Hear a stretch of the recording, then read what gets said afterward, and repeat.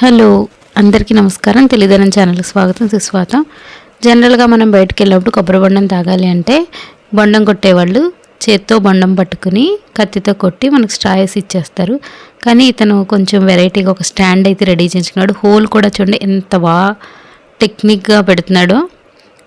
ఇతను చేసేది hard work కాదు, స్మార్ట్ వర్క్ అనిపించింది నాకు చూసిన తర్వాత. నేనైతే ఫస్ట్ టైం చూస్తున్నాను ఇలాంటి స్టాండ్. హోల్ పెట్టేది చూడండి ఎంత షార్ప్గా ఉందో కత్తి ఇదంతా. సో మీరు ఇంతకు ముందు చూసింటే మాత్రం ఇలాంటిది కామెంట్లో చెప్పండి నాకు ఎక్కడ చూసారేంటి అనేది.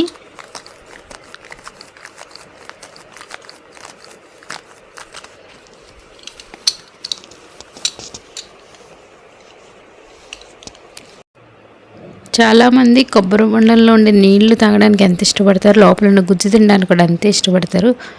సో అది కూడా ఈజీగానే కట్ అవుతుంది.